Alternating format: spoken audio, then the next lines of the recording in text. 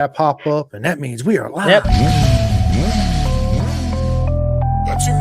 This shit's fire.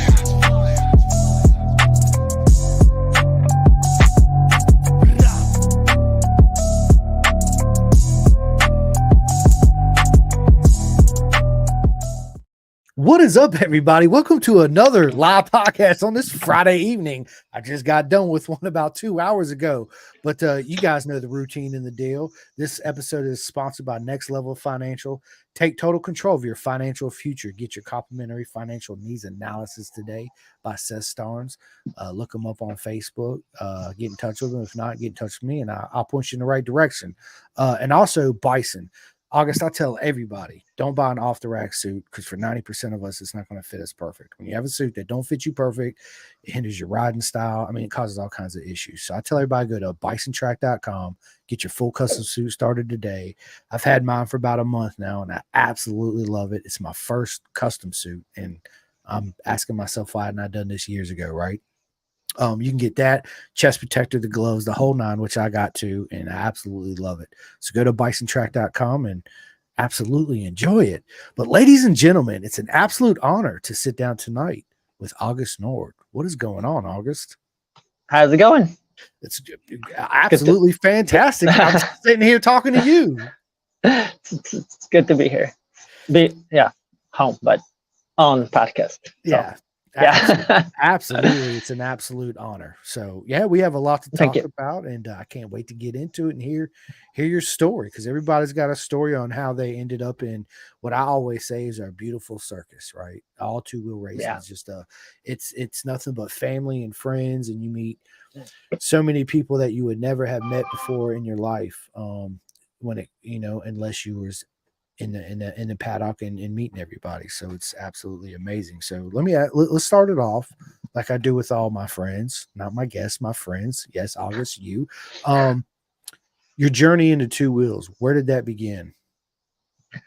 Very early on, I guess.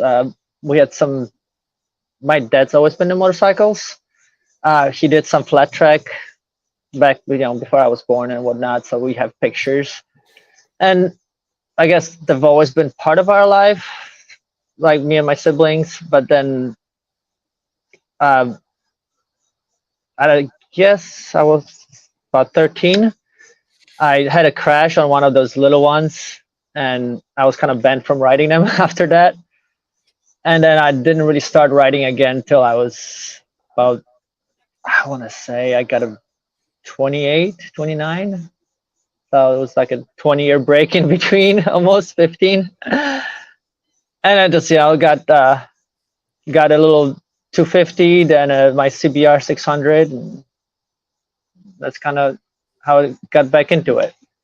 So you got your 600 for the street after 20-year absence. You get back on. What made you start doing track days, and how did you end up racing in Moto America in a super hooligan class, which is absolutely freaking amazing. I love the hooligans class. Got a lot of friends that race in it, and I think it's a lot of fun to watch.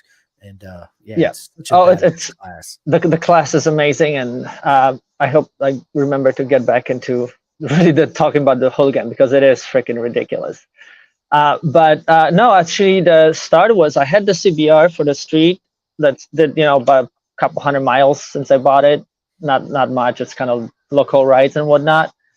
And then I got divorced, and it was kind of first time in my life when I was like, I can do whatever I want now. So I was like, what's the dumbest thing you can do, as an adult with no responsibilities and, adult money. So took the CBR for a first track day.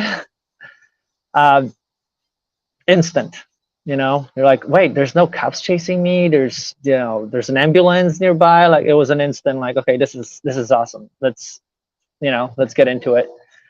And kind of it went really fast for me, because I was very fortunate to meet the right people at the right time. And it was literally about a week after my first track day. I was at a boat party at the coast of San Diego, and I met a couple of fabulous people, Ted and Elaine. They used to, the shop is still there, run by Ted's partner, SPC in Phoenix. They were a huge presence in at Chuckwalla. Like they were big racers and big into racing and all the time. So I met him and I started talking, and we're like, Ted was like, okay, got really into, okay, you need to get this kind of bike, this, do this, and end up doing a track day with them on like a rented 250. And Ted is like, you got to start with a 250 because it's, that's how you get faster. I did a track day and I was like, this is, I care more about having fun than being fast. So I got a 600 because, we're not, who cares? Got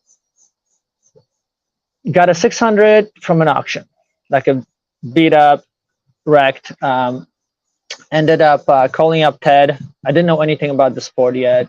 No, mechanically, like I'm pretty mechanically inclined, but I just didn't know enough about the sport itself, how to prep the bike and all that stuff. So I made a deal with Ted.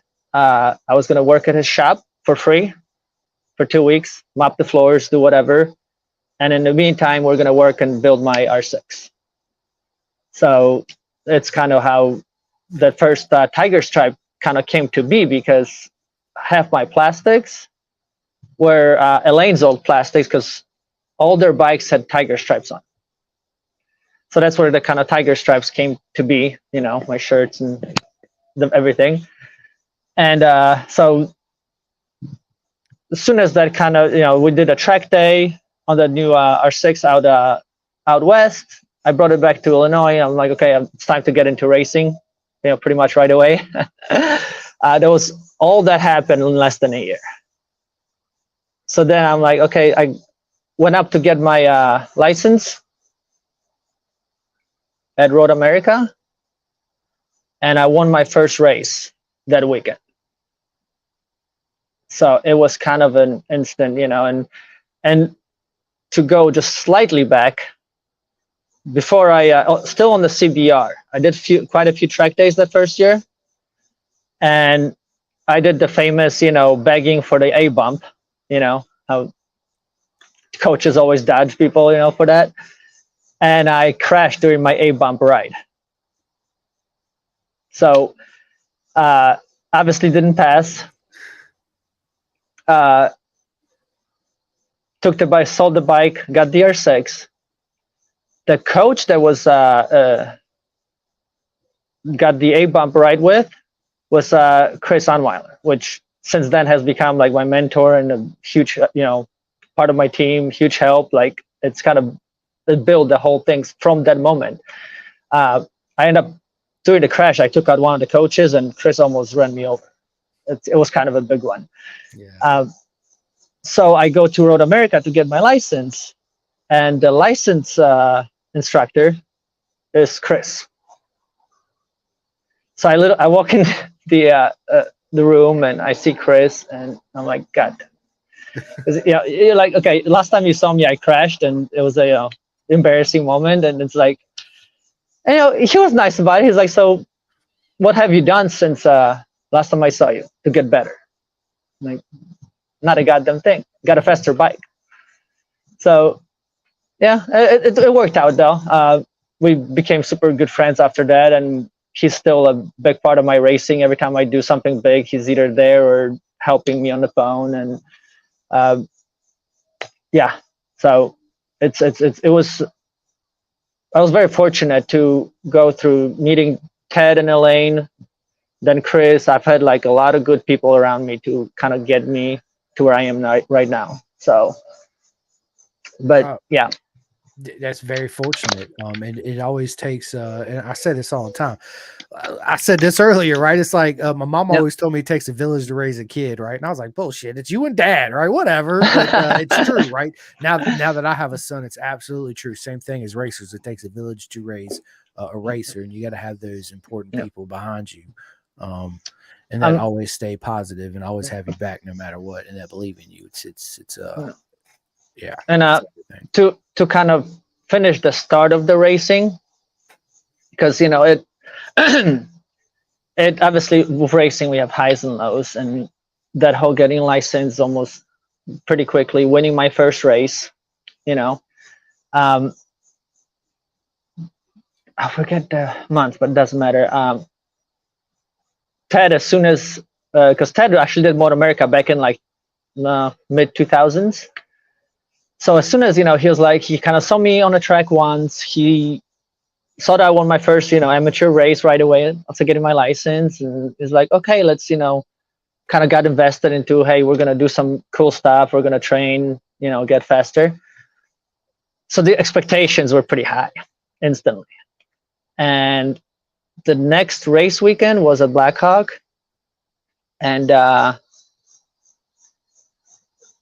had first race, I get taken out, T-boned by somebody, and I lose all my confidence in racing. I think I probably set a record by getting lapped twice in a club race weekend. It was horrible race weekend. After the weekend, go home. The entire Sunday, I was getting phone calls from Ted and Elaine being like, hey, how did it go? Because I set very high expectations for myself. But then at this point, I felt like I did it with other people too. I never answered the phone, never sent a text back. I just ignored them completely, soaking in my failure, thinking about selling the bike and all that good stuff. The next morning, I got the news that they both died in a plane crash. And that one kind of really hit me hard. And it was kind of like the beginning of I'm really going to go racing. It was always like, okay, it's cool. I like it. There could be something to it. But after that, I kind of made my mind up, like, I'm keeping the Tiger Stripes in their honor. Racing all out. And it's been pretty much nothing but racing for the last 5 years. So that was kind of the big beginning. Yeah, that's beautiful. I loved it. Thank you so much for sharing. It's an honor for you have to share that with me and everybody else. Yeah, and I love the Tiger Stripes. It's an awesome looking shirt. Oh, I hated it at first. I we got the plastics. I told Ted, I'm like, I'm taking it home and repainting it. This is terrible. I can't take it. And I'm like, but then after that, I was like, okay, I'm gonna keep it. And so it's been, and it's you can spot the bike on the track a lot easier too. So it makes it nice. So I love it. It was great. And so what made you decide I'm going hooligan racing? So this is kind of, again, I have to kind of connect the two stories together. Yeah, go ahead. Yeah. As Chris helped me a ton, which by the way, shout out to Chris. He wrote the High Side. He wrote a book back in the day about club racing, one of the very few novels about club racing. He helped me a ton with the first season. He did the amateur season, won some championships, had a lot of fun. Throughout the season, he's like, hey, Mitch lives right nearby you. I'm like, okay, who's Mitch? Okay. Mitch Stein, he's the team owner of MIM Racing. He's been around the scene for 30 years. And he's always been kind of around and helping me and whatnot. And after my first amateur year, I went to Chakwala for the winter series. And that's when I kind of realized I could actually be kind of fast. And Mitch is like, screw going expert, just go pro. Come with us. We're racing a Twin Cup. I love Mitch. He's awesome. Yeah, Him and his son. Yeah, I actually got his son scheduled for a podcast. Yep. Bryson. Yeah, he lives 20 miles from me. Yep. So we he kind of talked. Didn't have to talk me into it, but helped me get the license, because it's really hard to just get a license for Moto America, never having raced even as an expert. Yeah. I went straight from amateur to pro. So he helped me through that whole hurdle. Did the 20 Cup, qualified by this much at Barber. It was the year where Rocco was like setting records every weekend. I even walked up to him after qualifying one. I missed it by a little bit. I walked up to Rocco and I'm like, dude, knock it off. Like, you're already on pole. Like, slow down. Yeah. Give us a chance. Yeah, pretty much. Yeah. Yeah. He went even faster, but thankfully, I still made it. And so then I went super sport racing on my R6, which was the ultimate goal. And it was fun. But then I got hurt, was it 2 years ago? And tried coming back to racing, got hurt almost instantly again.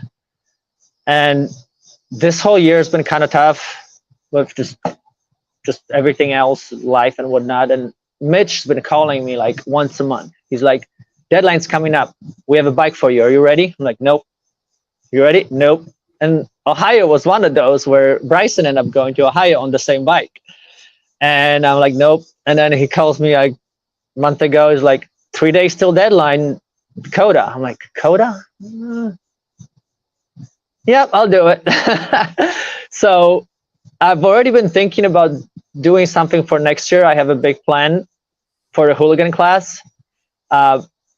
And this was a big test. Like, hey, can I even ride that kind of upright bike?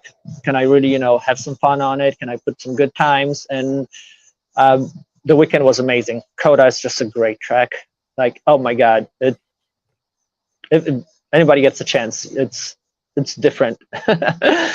So, and shout out to, again, Mitch for making me do it. And Maze Moto, that was their MT-09 that they let me use. Michael, great guy.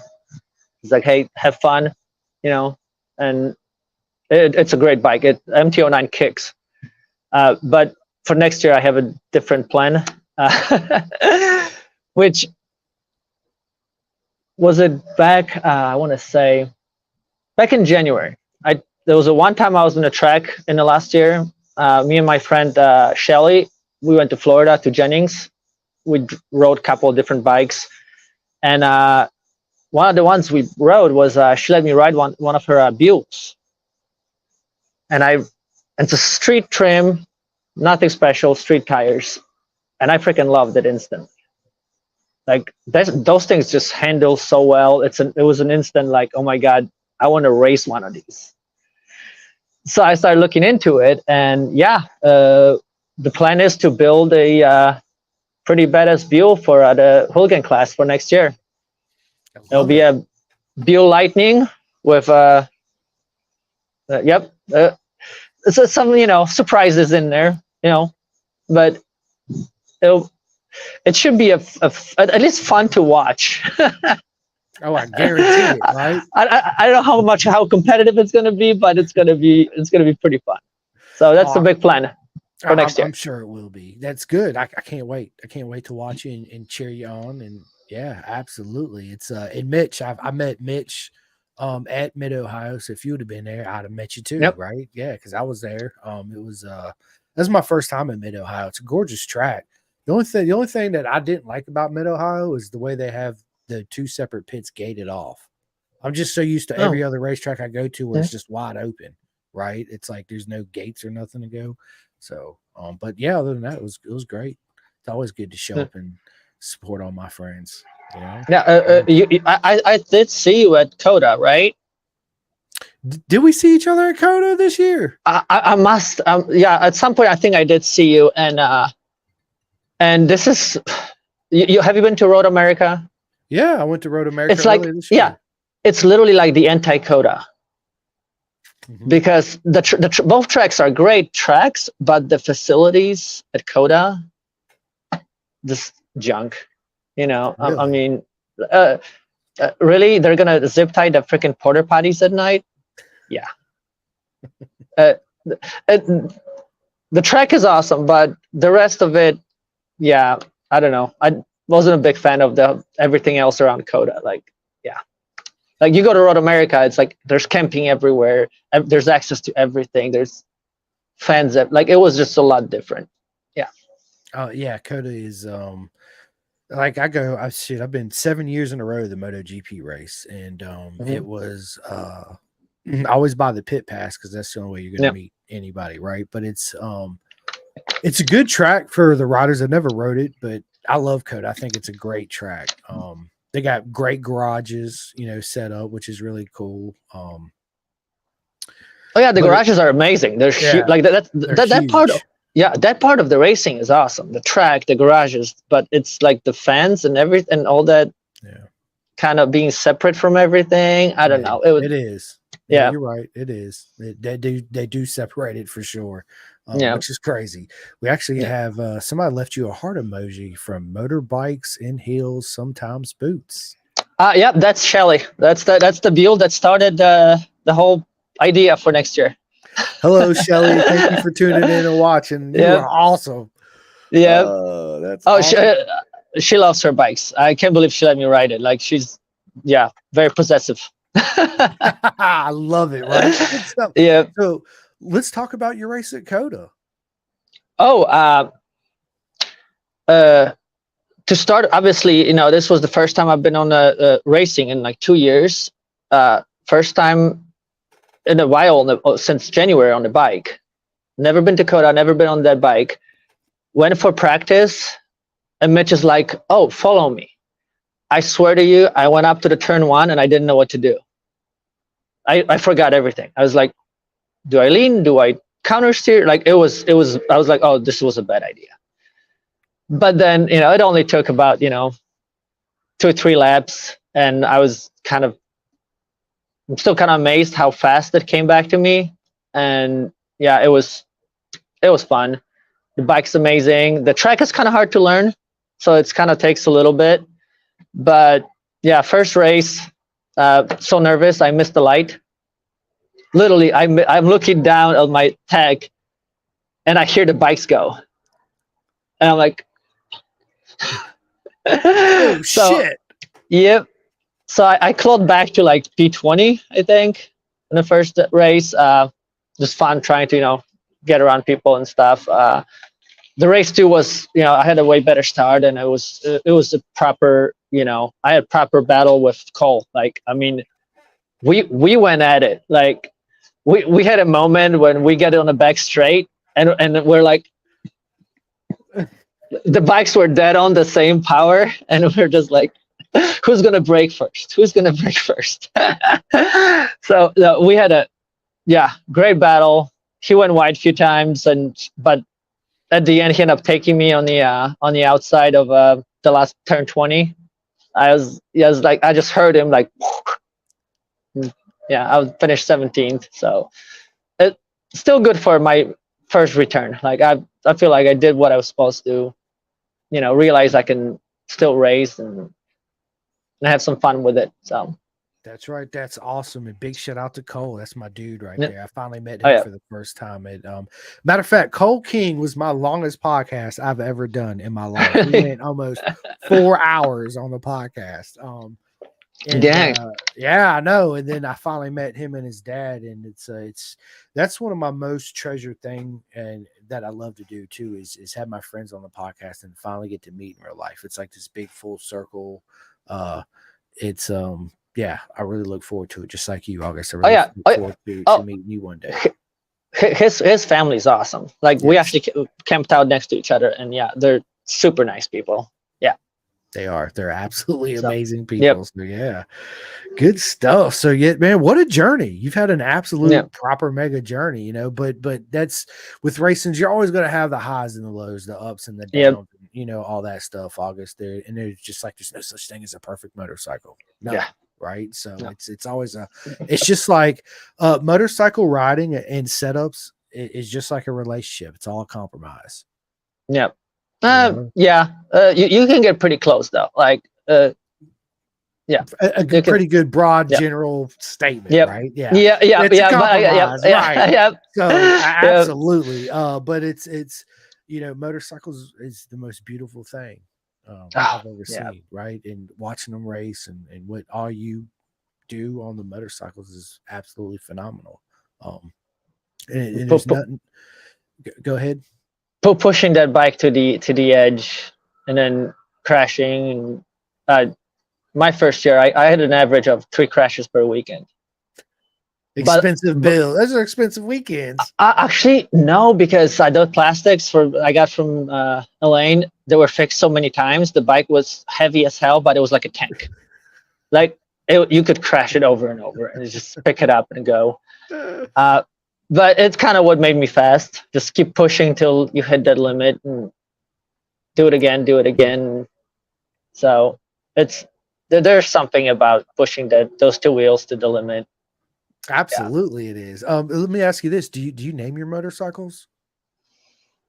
No. Well, I had, there's a personal, relationship with, those bikes for sure. Yeah. Yeah, but then, especially, but that was before I had street bikes. And then now in racing, it's like, yeah, I just swapped the engine and swapped the frame. And I'm like, it's not this, it's kind of the same bike, but not the same. So I'm trying, I lost that part a little bit. Like, I don't have that personal connections.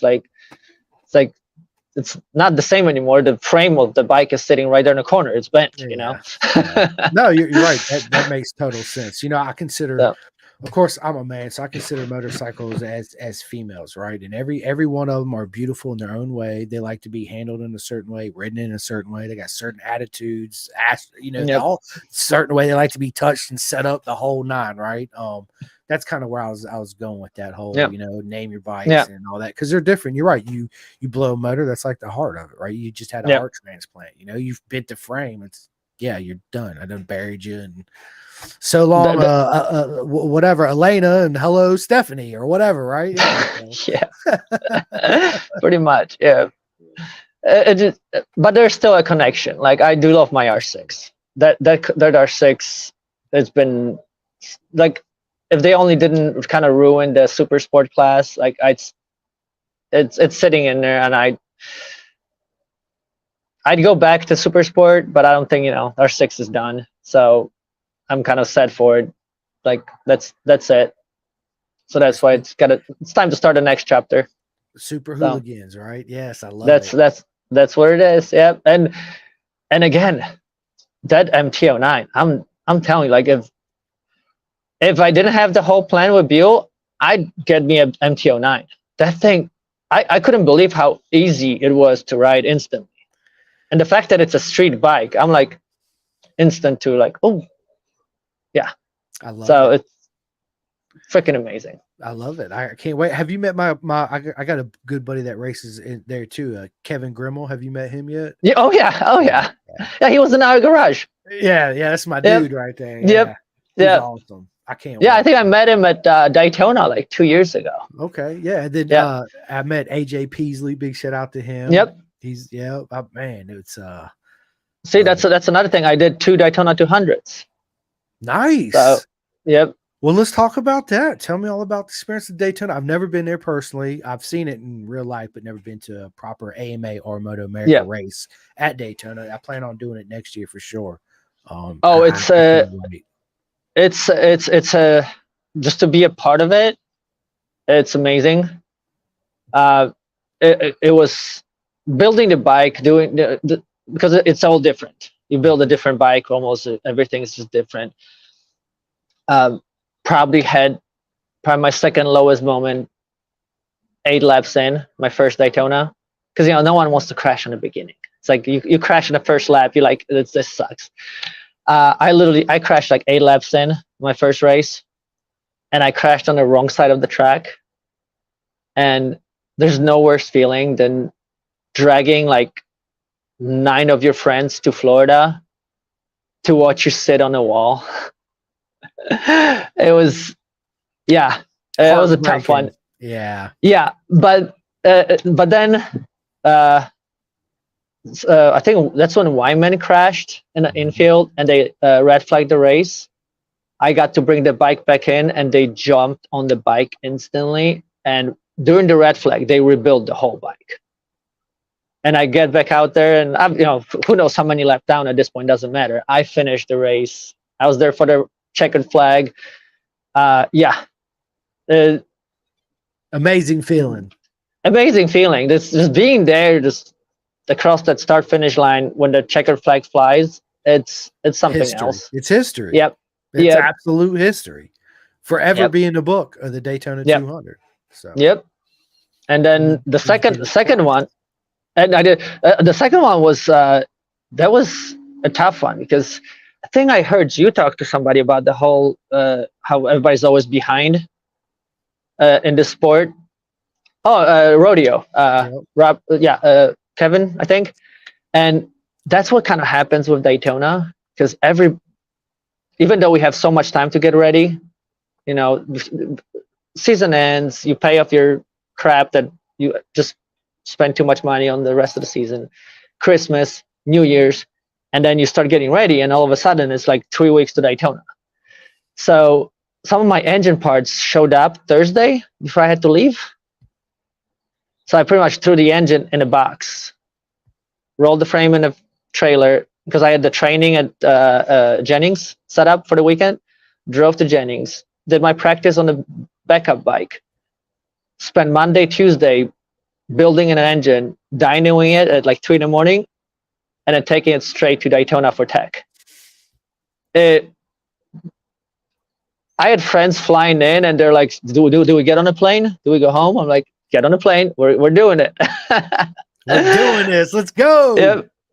And I end up going for qualifying one, and we're talking about zero sleep. I slept on the on-ramp that's between the dyno and the Daytona for half an hour just to, so I don't crash. Within like a lap, I qualified. I was so angry. I was so tired. There was so much went wrong. I'm like, went out there and the bike was instantly perfect. Like we built it just right. Like it was all set up, ready to go. Just needed the engine in at the end. So yeah, and obviously I crashed anyway. Yeah, which my big beef with Moto America is because Moto America took over Daytona. That was the first year, and they don't allow cameras on our bikes. Like you cannot have anything. And I had one of like the most spectacular the kind of a halfway crash. They're like, even my team to this day, they're like, no, you didn't crash. I'm like, I consider it a crash. So what happened is they couple of guys collided coming out of chicane, and it caused the red flag. But when they collided, one of them went to the right and hit a wall. The other one went to the left, and I was behind that group. So I'm coming in, and I'm thinking, okay, this guy goes here, this guy's here, I'm good, and I just floor it. Corner of my eye, I see one of those giant pieces of air fence that got dislodged when he hit the wall, and it's flying across the track. I smashed right through it, bounced the bike around, it bent all my bars, ripped one of the foot pegs off, but I bounced over it, landed back on the track, finished the lap. I come in, and I'm like, my bike's bent this. I'm like, what happened? Like, I hit the wall. It's like, no, you didn't. And yeah, to this day, they don't believe me I did it. But yeah. That's freaking a scary moment. I'd have shit myself for sure. Yeah, I can't believe that it wasn't on camera. Like, I'm like, because it was kind of like the Kool-Aid man through the wall. Cool. Man, I ain't heard that in a long time. He used to be all over TV, right? Yep. Awesome. But yeah, so it was, and then we straightened the bars and made a few adjustments, but the bike was kind of bent after that, so it wasn't the same. I bent the triples, but I still finished. I got back out there. I finished the second Daytona 200. So, love it. Again, yeah, just being there, doing it. Yeah, always amazing. Yeah, we'll see what happens with the super sport if they keep changing and whatnot. But whichever way it goes, next time it makes sense again, I'm doing it for sure. So you doing Daytona next year? I will in a hooligan, but depending on where the super sport class goes, because right now I'm not buying a Ducati. Not that don't like Ducatis. They're cool bikes, but I don't have 40 grand to buy, just to be competitive in a class. So, Yeah. and the R6 is kind of done. So Super. So next, hooligan. Super Hooligan is the way, and it's just cool. Like those bikes look cool, and it's just a whole different game. And again, you can race them just like race bikes. Oh yeah, for sure. They handle just the same. You can still drag your elbow. You can still do all of it. It's the same bike. So. Aren't they changing the rules for Super Hooligans, from my understanding, next year to allow certain other bikes into? I don't know. I only read the rules that apply to what I care about. I think they're allowing the V2 maybe, the Ducati V2. That's right, because my buddy Alessandro Di Mario, which again, congratulations on the 2024 Twins Cup champ, man, absolute legend. He raced in the Super Hooligans class at Coda. Oh. Yep, but they were. I think. Yep, a couple of times, but they weren't allowed in a race. Like they're technically like prototypes, so they're not really part of the race. They were just testing them, I guess, or something. Kind of like what Chris Fillmore did with the KTM 990 at Mid Ohio. So was that the KTM? I don't know. One of those bikes, they're either allowing them or not allowing them for next year. So that's the changes, and they made some refinements to some certain rules, like your front plate can't be bent or stuff like that. So because people were like, for aerodynamics, which let's face it, there's no aerodynamics on a Super Hooligan. It was really tough to get your elbows in, because you could actually feel the engine change RPM, like you have, for aerodynamics. So that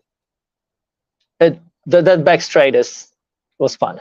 Oh, I'm sure. I bet, because you don't have the experience and you don't have exactly what you said, the aerodynamics. So everything on your body counts 110%, a lot more, right? Yeah, it's good stuff. I love it. Being tall, having long arms, that was it. Like you have to slide on the seat back, and then you bring your elbows in. How tall are you, August? I'm 5'10". Okay, yeah. So we're about the same height. I'm like 5'11", whatever. Same height, 5'10", 5'11", 6 foot, whatever. It's all the same. Right. Yeah.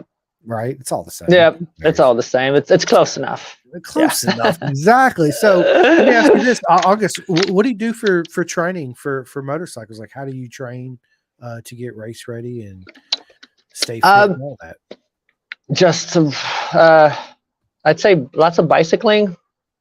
As much as your time allows, and then just basic morning, sit-ups, crunches, whatever it takes, whatever you have time for. Like it's it matters, obviously. Oh, of course. Yeah, absolutely it does. Just there's nothing special. I stopped running because I'm old and my knees start to hurt. I'm old and my knees hurt. Yeah, I used to run a lot, but now I'm like, okay, let's save those for later. So I love it, August. You're awesome. She said I'm old and my knees hurt. Yeah, hey, listen. So I by the way, real quick, Billy Pedro, my man. What is up? Oh yeah, Chris. Good guy.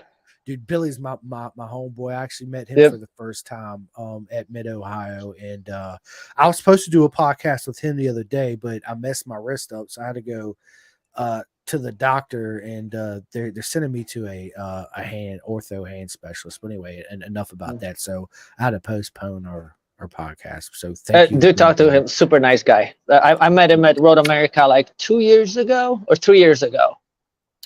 We did Twin Cup together. So he's awesome. Yeah, absolutely amazing. Oh my god, that's awesome. So do you August, do you have any like certain rituals you do to prepare for a race, like put your left boot on before your right or anything like that, or you just kind of like whatever? Do you listen to music, or how do you warm up, stuff like that? Your routine. No real routine. Like until you start doing kind of bad, then you start thinking why what you did different. But if you're doing well, like I don't really have a routine per se. I listened to classical music before, the usual Chopin, whatever, just to kind of get me in the right mood. so you're not going crazy at it. Just kind of what is it? Slow is smooth is fast, right? Mm-hmm. So kind of get the rhythm going. Which Energy, yeah. which I do have a kind of a cool story because it does work. Cool story about it. Second time I was riding for Mitch on his SV, and I mean the great bike. We had a deal, right? He gives me the bike to ride, but I cover the crash damage if something happens. So I'm always kind of holding back and whatnot. And we're at Indy, it's an amazing track. I'm so glad I did it because it was like they'll never go back. Like it was the COVID year, so it was like a one-off. I'm like, we got to go to Indy. So we went to Indy. I qualified, and Mitch had an issue with the engine, so he didn't qualify. And right before the race, I'm like doing my classical music, getting the mood, and Mitch calls me over, and because I had a pretty good pace. Like I could probably get in top 15, maybe top 10 if I improved a little bit. So I had some, I was doing well. And Mitch is like, there's still a debate on what he said, whether go for it or if he said send it. But I take it as he said send it, and I'm like, yeah, but what about the bike? He's like, F the bike, it's the end of the season, who cares? I'm like, okay. Yeah, I sent it. Second lap in, I pitched it into the field and just went flying. But this is why I was saying it. As he said it, send it. And I'm like, what about the bike? Screw the bike. And my next thing was, then I'm listening to the wrong music. And I switched it to Queen's Can't Stop Me Now. So it didn't work. I love it. So yeah, that bike flipped so many times through the air. You have no idea. They actually caught that one on Moto America, so it's on YouTube. I'll check it out for sure. Yeah. That's awesome. Mitch is again, he's amazing. Yep. For sure. It's a small world, small community, and everybody. And it's absolutely amazing. I love that whole family. It's always welcomed me. Always been super nice, super encouraging. Hey, race coming up, come do it. I can't wait to sit down with his son. And I meant to ask actually Mitch there at Mid Ohio to come on the podcast. So I actually need to get in touch with Mitch. I'm sure he'll do it. Yeah. Yeah. He's awesome. I've seen that because Texas was his last race too. That's his retirement. He'll be back. Yeah. I'm calling it right now. He'll be back. Forget all that. He'll be back. See you next time. Yeah. This is awesome. August, listen, we're 43 minutes in this. This has been absolutely proper mega so far. But I would love to get in the second part of the interview where we get to away from all the motorcycle talk and we get to know August a little bit more away from motorcycles. Cole King, Cole just said he's retired with a bunch of laughing mode. That's what I just said, Cole. He ain't retired. Yeah. He'll be back. That's awesome. But don't worry, I'll have you back on. We'll definitely do a part 2 of this because there's still so much to talk about. 100% August. So after this podcast, just stay on with me for a minute. We'll go ahead and schedule the next one. But I want to start off by asking you this: are you a coffee drinker? Yep. Are you black or sugar and cream? Just milk. I have a espresso machine, so ever since I got that, it's like the coffee's so good, it just needs a little bit of milk. Yeah. Yeah, I do too. I just got, I did not just get, I take that back. I've had it for a little while, but I didn't have a freaking grinder. So my good buddy, shout out to Levy Batty, got some coffee from Raceline, I think. So big shout out to Raceline Coffee. I'm pretty sure that's it. If that's not it, I'm absolutely sorry. I just fucked that up, and I will make it right. But I'm pretty sure it's Raceline Coffee or Racing Line Coffee. Leve Body, he does somebody else too. So I went out and got me a grinder, and that's how I try coffee to see if I really like the taste of it. Right? If it just drink it, have a sip black straight up. If it's gross black, then why do I want to drink it? Just put a bunch of bullshit in it to make Yep. it taste good, right? So, but this coffee is actually really good. So yeah, I'm a coffee drinker too myself, 100%. And it's funny because the summertime I don't drink hot coffee; it's got to be cold. Wintertime, Oh, it's hot. I don't care. It's hot always. Yeah, August doesn't no matter. I've been in Arizona with 120 degrees out. I'm getting my hot coffee. Yeah, two cups every morning. Third one starts to get me. Yeah, so I love it. I love it. Well, let me ask you this, August. Tell us something we don't know about you. I don't know if there is much. I'm pretty open out there, like all the social medias. So I'm. There's got to be something we don't know about you, like you don't like Brussels sprouts, or you played in a rock band growing up in school. No, zero musical inclination, nothing, no rhythm. Nope. You had aspirations of being a professional soccer player. Nope, no sports either. I sucked at every single sport I ever tried until I tried racing, which I'm still not all that good at it. Oh, come on now. You're in Northern America, right? So come on, I want to hear that. Yeah. Absolute legend. So you Billy said Kona coffee. Yes, Kona coffee is absolutely the best. I agree. No, I don't think there's much I left out there. Just Okay, you're not in like salsa dancing or anything. No, I did karaoke. I did karaoke once in a bar in Amsterdam. It's the only time.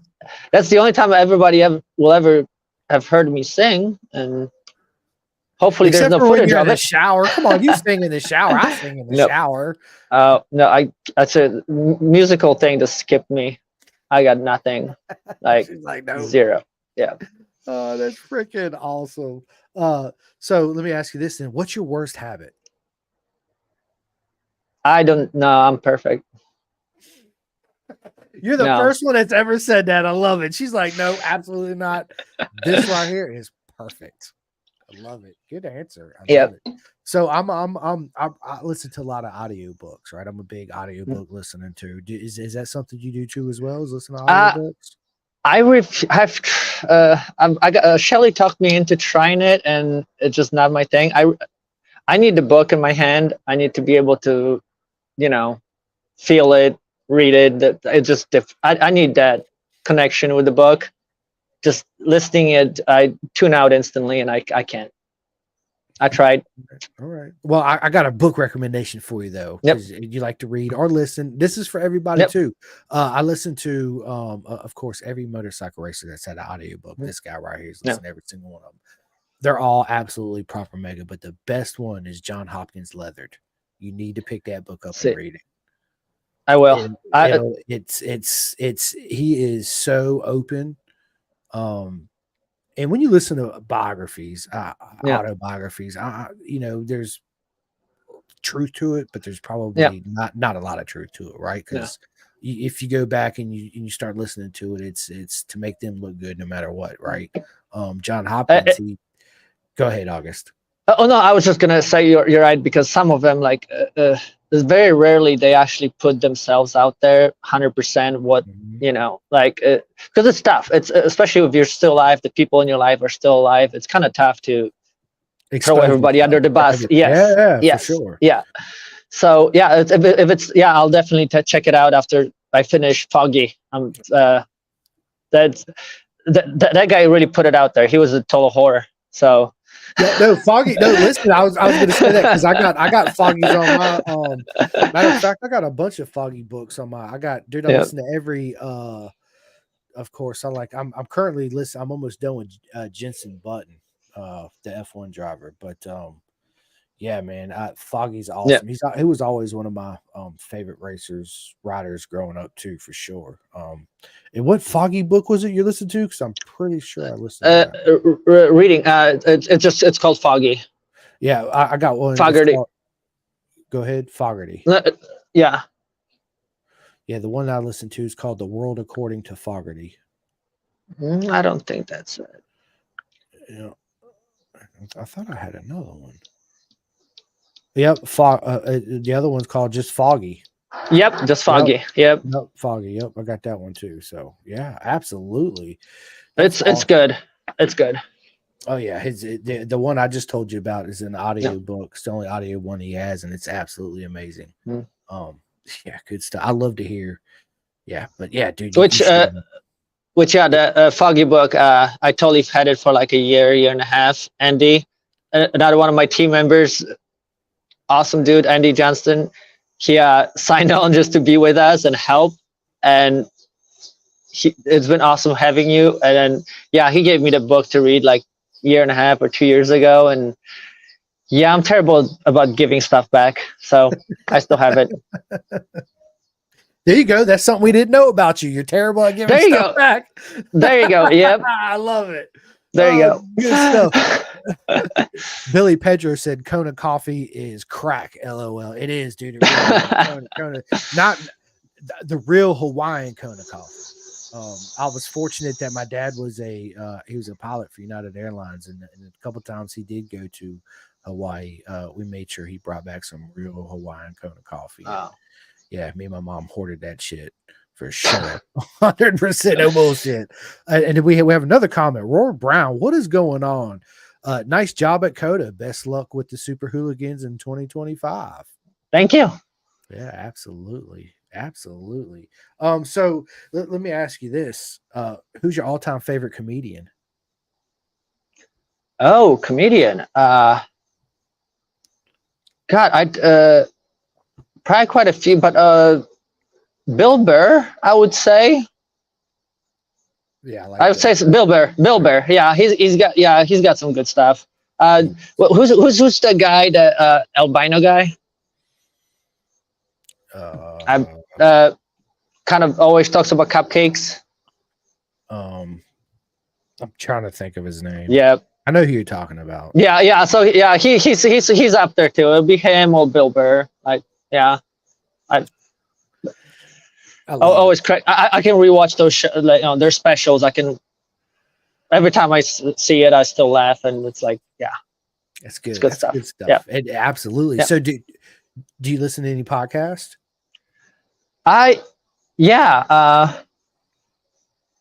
Yours actually, since you guys kind of started with like multiple guys, and I watched it quite a bit on the beginning, and then you reshaped it, and then so but then, not to say it in a bad way, I don't listen for podcast itself. I listen for the info, because I'm all those Ask a Super Biker with Dustin, all the Motor America podcasts.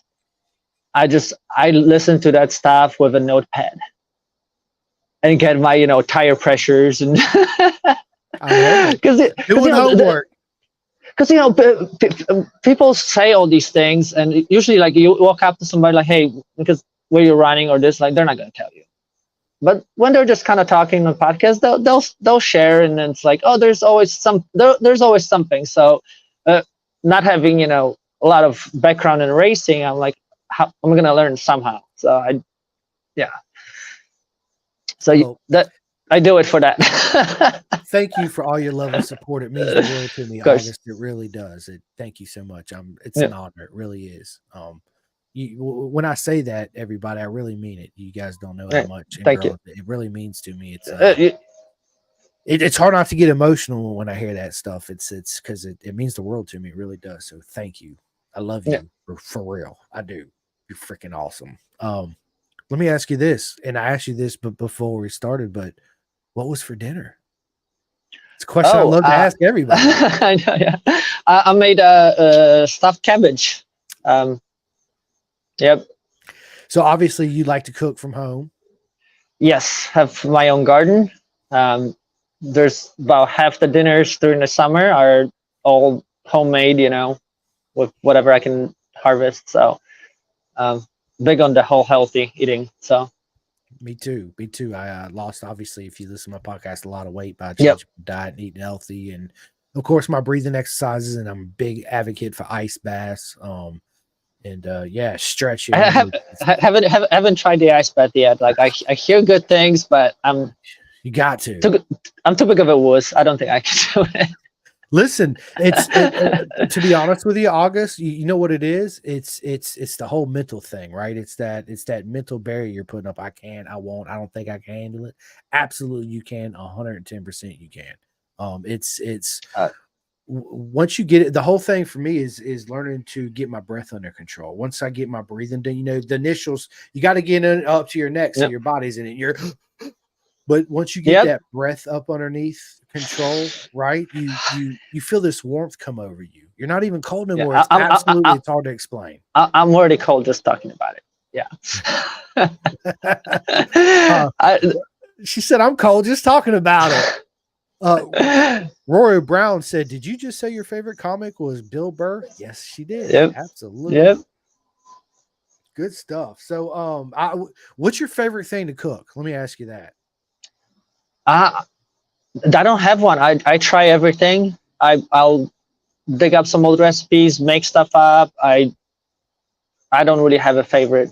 I'll to eat is always a good steak, but to cook I'll do anything. Just whatever strikes me fancy. That that day I'll go shopping or something and be like, let's make something. So I love it. I love to cook at home. Obviously, I get it from yeah. my mom. She that's one thing I heard from mom. You don't never fucking pay attention. And then one day, I moved out and I started cooking, and I call her and be like, "Hey, I'm making this and this. What was the other ingredient I'm missing?" And my mom's like, Yeah. "Holy shit, you fucking paid attention." I said, "I told you I did." You just don't hear it, So yeah, it's awesome. Good stuff. Good stuff. Actually, Rory Brown actually has another question for you. Actually, she says, "How do you feel about the anti-trans comments?" Oh, I don't care about it at all. Yeah. Billy says, "Hope you had a good steak in Texas." It was brisket.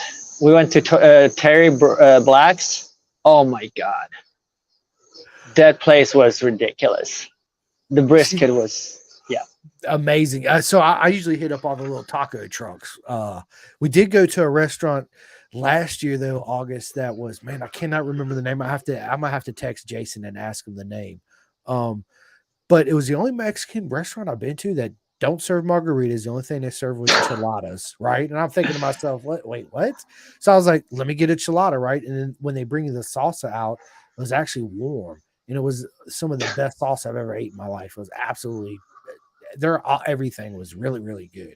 I can't remember the name of it, but I do like the taco trucks. I guess one thing people really don't, I'm not big on barbecue or brisket or anything like that. I'd much rather have a steak or some chicken or some shrimp, some fish. Let's talk about some mahi. Let's get it right. Some clams and all that. Yeah, for sure. Yep. 100%. And I'm big on the vegetables and all that. So yeah, it's you're ever in LA, it's like ridden with taco trucks. They're like everywhere. On every street corner has one. Like you can stumble into one just by walking down the street. And every single one is amazing. They are. Yeah. Absolutely they are. Rory said what she was talking about, the comments was from Bill Burr.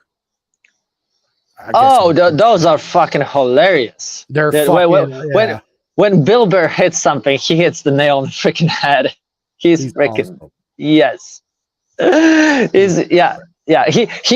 has a direct line to like the people's like what they're really feeling and what they're like.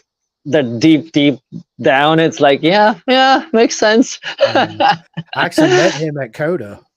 Really? Yeah. My dumbass should have pulled out my phone and took a freaking picture. I was too, you know what it was?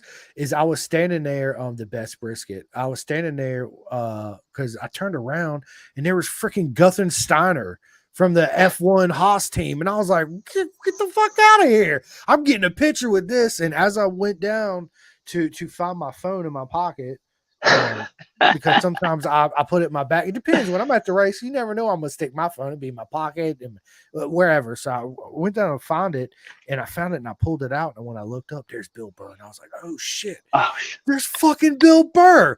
And then he walked straight into the Ducati garage, and I'm like, "Shit!" And I turn around. By that time, Guthner just got up, Steiner. And I was like, so I ran straight over there and was like, bro, I'm a huge fan. I just got done listening to his book on audio book. So we talked about that for a minute, got a picture, and then never seen Bill Burr again. But he's not as tall as I imagined him. I'll put it to you. No, he's pretty short. I know. Yeah. But that's one thing. Yeah. I've watched. That's one of the podcasts I also watch. I watch his stuff because he's got a podcast and it's actually super funny too. I'm gonna have to check it out. Yeah, and he talks about he likes the motorcycle racing quite a bit too, and he's a big fan. So I love it. And obviously, we talked about hot and spicy food because I love hot and spicy food, right? And you said, I'm gonna bring you one of my peppers from the garden, and I swear to God, you use one and you can. It did. What is it? Oh. The dinner yesterday and today, one pepper, and it made the whole thing spicy. I love it. I can't wait. I can't wait. I love it. Do you ever watch the Hot Ones on YouTube where the guy interviews celebrities and there's 10 chicken wings from the mile? I've seen it, clips of it. I kind of lost my interest in celebrities and stuff after they all kind of I just do it to see him be in pain at the end. That's the only reason why I do it. I'm like, can you handle it? You can't handle it, So so where I was getting at is it's a cool concept. It's a cool concept of the show, though. So it is. It's something I always kind of wanted to do on here is get down with somebody that's willing to do it and kind of do the whole like hot wing challenge thing. Set up a booth at the next Motor America. Just get a table out.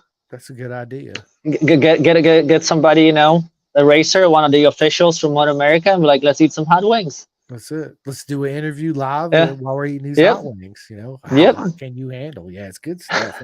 It's a good idea, August. It's a great idea. If you can invite 3 people to any track day, August, dead or alive, they don't even have to be racers. They could be celebrities. They could be movie stars. They could be anybody you want to in the world. What 3 people are you going to bring to your private track day? Private track day to ride with me. Okay. Michael Jackson.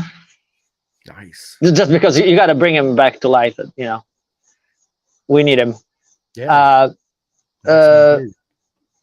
For somebody to probably I know Keanu Reeves. I wonder if he's cool or not because a lot of clips. I think it'd be cool to meet him and ride with him to see if he's actually as cool as they make him out to be. He's my favorite actor. I love Keanu Reeves. Yep. And third, I don't know. Screw it. Abraham Lincoln. Just because. Can't think of anybody. What a lineup, right? Abraham Lincoln be like, what the fuck is this? I love it. It'd be interesting. Absolutely it would, right? Well, let me ask you this, August. If you had your own private island, what's the one racetrack you'd have on your island? Oh, Road America. Nice. I love always. Road America. Yeah, Road America is such a I want to do a track day there. It's such a freaking awesome place. It was my first license, obviously my first win. Did my super sport there. Like a lot of big things happened there. I had my first expert weekend at Road America, and I kicked ass at it. Like most people, like my first expert, it was like you're gonna suck for a while. Like no, I nailed it. Yeah. So Road America all the way through. Like I crashed there. I broke my pelvis, and it was still one of the best weekends I've ever had. I love it. That says a lot. My brother put me in a wheelchair, rolled me back to the track, and we partied all night. So we're gonna do that too soon. Me and you gonna party all night for sure. Yep. That track is amazing. I love it. It's great. It's good stuff. Do you have any tattoos? Yeah. Like 6 maybe. Right. You plan on getting any more? Yeah. I've just been too busy racing.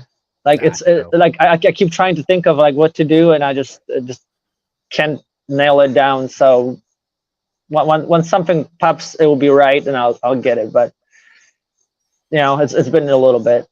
So I think the last one was in Rio. I got this in Rio. Nice. Love it. Love it. Good stuff. Yeah, I'm due for some new ink too myself. My therapy is what I call ink It, therapy. it's once in a while you just it just feels right. It does. Yeah, absolutely it does. Yeah. It's hard to explain. It's just like what I was trying to explain with the ice bath. You know, if you never had a tattoo and like had that right mindset going in it and really enjoyed it, it's like it's a surreal experience. Again, it's like therapy. It really is. It's hard to explain, but yeah, good stuff. So, are you a beer or a wine type of girl? I know Singapore. I see. Yeah, it. but wine too. I don't discriminate with liquor. I I love it. I love it. Good stuff. Good stuff. So, growing up, of course, I'm a huge fan of Star Wars, right? Do you like Star Wars or Star Trek? I've watched the main stuff just so I can have a reference, but no, never got me. Like it's cool, it's cool as a one-time thing, but no. Okay, I got you. So, are you binge watching anything on Netflix that you can recommend to people or anything? It don't have to be Netflix, Hulu or Max. Yeah, I've been disappointed with shows so much that so I rewatch the stuff I already know that's gonna be good. So I'll keep rewatching like Buffy or Dexter. Vampires. Like Dexter. Yep, dude, Dexter was fucking awesome. Yes, but dude, until they ruined it, I'm like, what they ruined it. Are you doing? Yes, they ruined it. Like, why even do it? Like, and I think it's a setup for his son to be. They're gonna do something with his son eventually. Yeah, I don't know, but. Yeah, great show. It was really a great show. So I rewatch these things like over and over. Like it's because I already know what's gonna happen. I know, so it's just comfort. But you probably pick up on stuff that you missed the first time, right, or the second time for sure. Oh, I'm sure. Yeah, if there was trivia for Buffy, I'm pretty sure I could nail every single question. I love it. You know another good show that's an older show is 6 Feet Under. I thought that was a really good. I tried it, and the what's this Mackenzie Hall? He's still kind of getting his wings. Yeah. So it was good.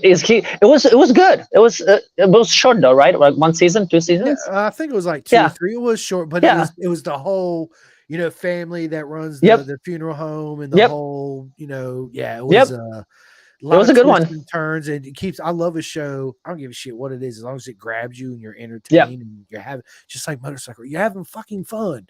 Then I'll keep watching it, right? Yeah, so for sure, 100%. Sherlock, the English Sherlock. Yeah, that was a good one. That's a good one. You can, and it's smart. It's done really well. So yeah, and then I'm currently also watching Peaky Blinders. It's been recommended to me a lot too. It's a UK. Is it? I know. Is it any good? Like I've seen enough of it. Is it? I might try it. I've seen enough, and I'm like, it sounds interesting, but I just haven't. Yeah, I like it for sure. And another one somebody just recommended it to me too was Foundation on Apple TV. So I'm gonna check that one. Yeah, I'm gonna check that one out too. So, well, let me ask you this: celebrity crush, August. Who's your celebrity crush? Oh, it's always the same. Keira Knightley and Ryan Reynolds. Keira Knightley, man. You know what? Yep. Okay, so. I'm gonna go on and say it.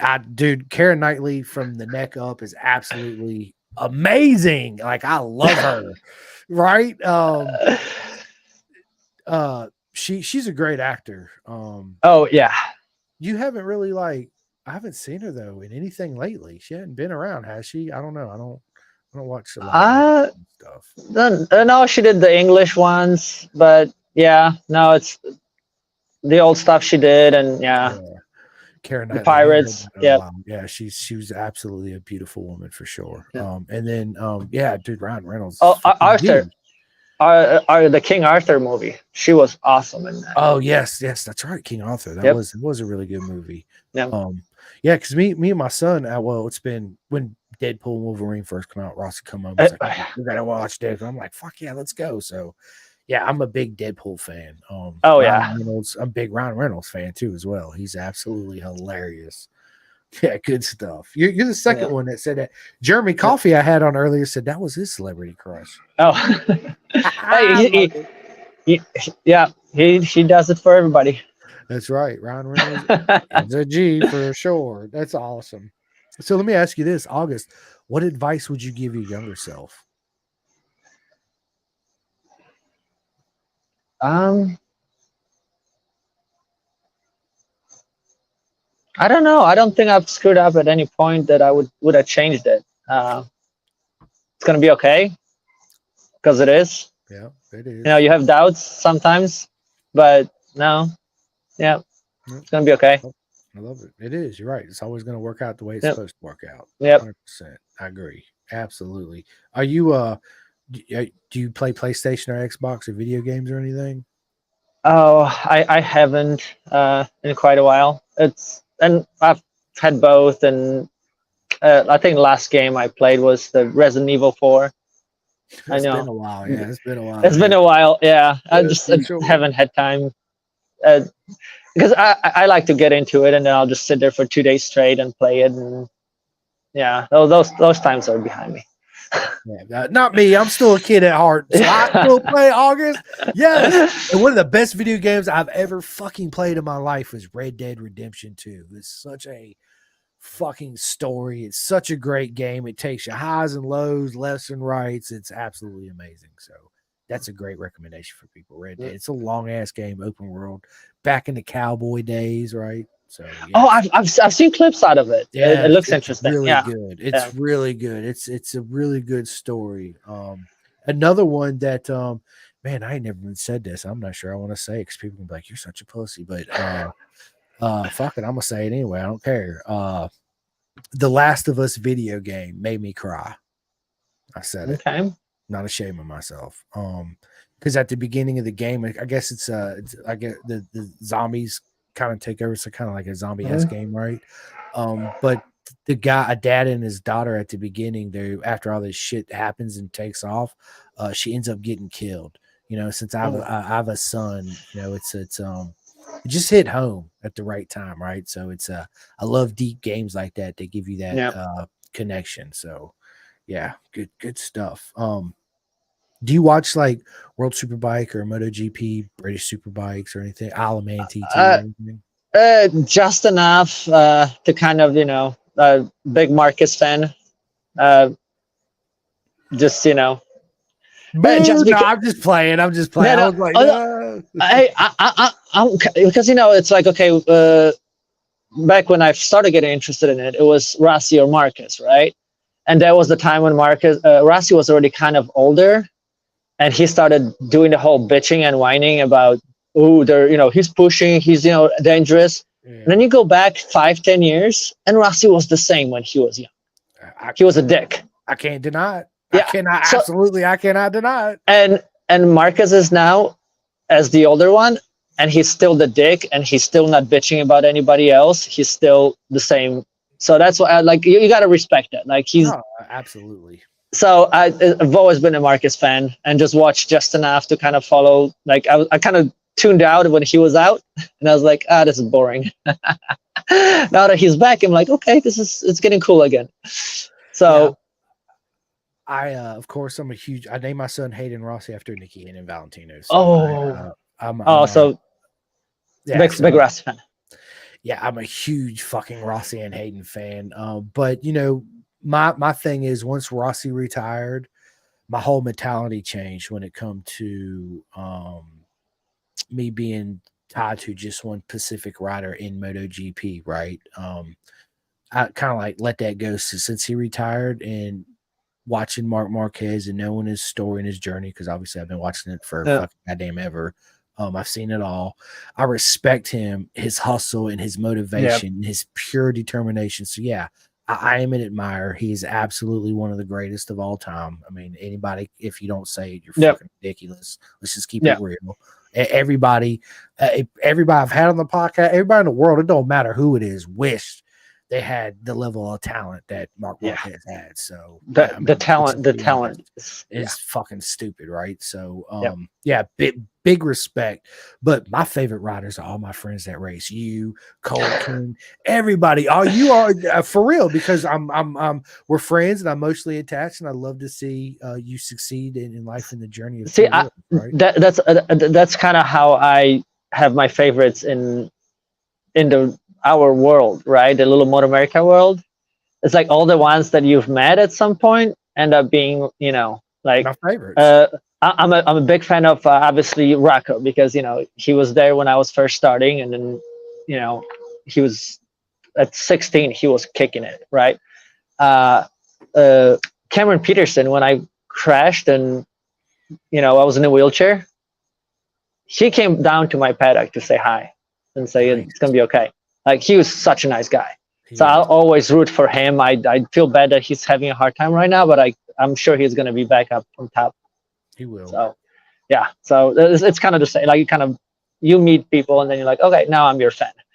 No, 100%. Yeah, I mean, Yeah. everybody. I got so many friends in the paddock, not just all around the world, right? I love every single one of my friends, guys and girls that race. Every single one of you are absolutely the legends, and I'm proud of every single one of you guys and girls, right?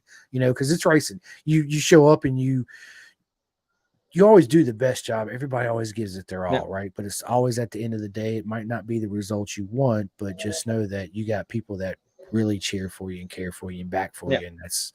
Yeah, I love it. Absolutely amazing. It really is. So let me ask you this. What do you do for a living? Just hustle, make money, however I can. I break in. Oh, I love it. That's good stuff. Did you have any like superstitions at all? I already asked No. you. No. Yeah. Again, it goes back to like I can tell you, we all have maybe some, but we don't really care until you start doing bad, and then you go back. You're like, oh, it's because I didn't do this. It's because I didn't do that. It's no. I'm like, no. At the end, what's gonna happen is gonna happen. So yeah, you can't. That's right. So what I meant to ask you is, I'm sorry because it's right next to it. No. Is what's your spirit animal? Tiger. I love it. The tiger. The tiger. Yes, yep. Love it. I love it. Oh my God. All right. So what is your end goal in road racing? Where do you want to end up? Where do you see yourself ending up? I've already done kind of accomplished almost as much as I possibly could ever accomplish. Finished P15 in Super Sport. I don't think, some luck I get in top 10 one day. I doubt it. It's not something I'm going to chase. It's going to be more of a do as many cool things. So I'm doing Hooligan now with an awesome project for next year. One day do Isle of Man, go to Macau. Like, just at this point, just kind of just collect tracks, I guess. Like, go do something cool somewhere new. No, I'm with you. I'm a huge Isle of Man TT fan. Yeah. It's matter of fact, it's my favorite race of the year. I love the TT. It's something else. It's something else, and it's the most beautiful thing you've ever seen. Yeah. Yep. It'd be fun. It'd be fun to do one day. You should go to BSB. I went out there last year to Cadwell Park. I'm going again next year, and I can't wait. It's absolutely amazing. BSB is fucking phenomenal. It really is. So listen, we're an hour and almost 20 minutes in this. We're gonna end this podcast here in a minute, but awesome. I got one more last question for you before we give out our shout outs and we end this. Currently, right now, and I'm gonna use Moto America as the example, right? So August, you own your own superbike team. What brand of motorcycles are you gonna have in your garage, right? And what two riders currently on the grid are you gonna put on the bikes? Yamaha and Cameron Peterson and Rocco Lenders. I love it. Yep. Love it. Well, good stuff. I think Rocco will be one of the great ones. He keeps grinding and he keeps coming back, and every time he's not supposed to have a ride, he comes back, and it's yeah, he's already like got records, and pretty soon, yeah, he gets on a proper super bike, it's gonna be something else. So Yeah, well, yep, yeah, we'll see. Hopefully he'll make, because he's currently in the Baggers and the Twins Cup. Twin Cup, yep. Yeah, I don't know what he's doing next year. We never know. Like it's always like, oh, he's without a ride until the last minute, and then kind of like a Jack Miller right now, right? Without a ride till the last minute, yeah. So which is good. Yep. Big shout out. Glad to see Miller and back at Primac, and they'll be racing the Yamaha with the new V4 engine. I think that V4 engine is going to be coming a lot sooner than a lot of people think. So stay tuned. But anyway, listen, this has been an absolutely proper mega time with my friend Augusta Nord. Thank you so Augusta. I'm fucked that up. August Nord. I'm so sorry. It's okay. Anyway, it's been absolutely amazing. It's an absolute honor to have you on. It's an absolute honor for all your love and support too. Before we get off here, I'm gonna let August in the podcast, right? But first, I want to give all my shout outs to my sponsorships: Next Level Financial, Bison for all your leathers, Next Level for all your financial needs, Chef Eats. Have you had Chef Eats yet, August? Nope. Oh my God, I got to get you. I cook at home. But I'm just saying, Chef Eats is the most amazing meals you could buy and have shipped to your house, put in the microwave or the oven. They're super healthy. He has different you can get like athlete meals, no salt, all this. Absolutely amazing food. You got to give him a try one time for sure. It's super amazing. But big shout out to Chef Eats. He's a good friend of mine, just like everybody at Bison. I want them to succeed wherever they want to end up. I just want to give all the shout outs and all the love and support I can to help them realize their dreams too as well, just like you. Right. Big shout out to Flying Eyes Optics. You guys can go to flyingeyesoptics.com, use the discount code PENDERGAS10 and receive 10% off. I love these sunglasses. You can get them prescription. They're made and assembled in Austin, Texas. Yes, here in America. Dude, the lenses are absolutely amazing. They're super lightweight and they're made to be ridden underneath your motorcycle helmet.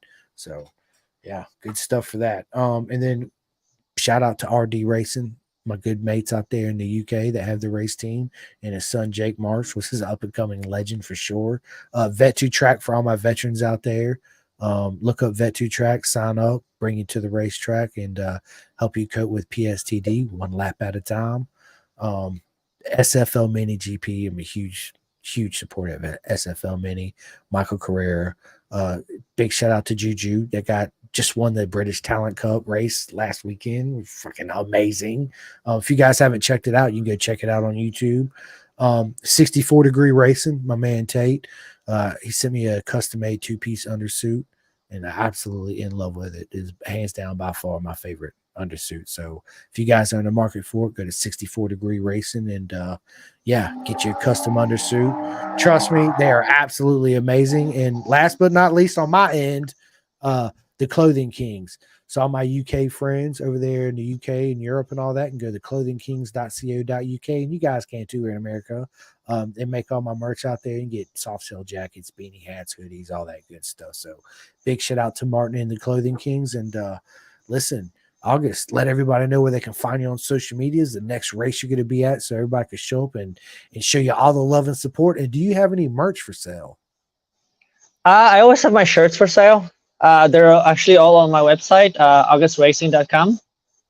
Other than that, just Facebook, August Nord. I'm the easiest person to find out there. Instagram, TikTok, the usuals. Next race, hopefully, will be Race of Champions at Daytona, testing debut, if it all goes well. So, yeah. Oh, and can I do my shout outs now? 110%. Awesome. The floor is yours. Awesome. So obviously, not in order of anything, but rest in peace, Ted and Elaine. Chris, thanks for all the help. Andy, same. You guys been rocks. Mitch and Dee Stein, they're the reasons why I did COTA, and I have a pro license in the first place. So thank you. The whole team MIM, Um, um, Tom, he runs the SPC shop back in Phoenix after Ted. That was Ted's partner, and he's always been a super helpful to my racing as well. So, thank you. And that's it. I love it. I love it. Well, listen, again, it's an absolute honor to have sat down and have this chat with you today. Thank you so much. And thank everybody that watched this episode live. If you guys tuned in late or happened to miss it, you can go straight to my YouTube channel and watch it as soon as I end this immediately. Tomorrow it'll be out everywhere that you listen to all your podcasts. But Apple, I will be there. I just need a new laptop, so I'll be there. But it's everywhere else: Spotify, iHeart, yada yada yada, all that good stuff. Yeah, and I realized that at some point it got dark. I'm outside. It got dark, so I'm like, no, I've seen that. I was like, wait a minute, did she disappear on me? Yeah, it's been getting darker and darker. So my bad. Listen, no, next time I'll have a light next time or something. Absolutely. It's an absolute honor. Thank you guys so much. And stay tuned. I got a couple more podcasts this weekend, and thank every single one of you guys and girls for all the love and support. It means a lot to me. If you haven't had a chance, please go to all my channels and hit that like and subscribe, YouTube, Spotify, all that good stuff. It means the world to me. And yeah, you guys have a proper mega weekend. August, go ahead. Thank you for having me on. It's an absolute honor. Nothing but love. Thank you so much. And good night, people. I'll see you again soon. All right, let me end this. Boom.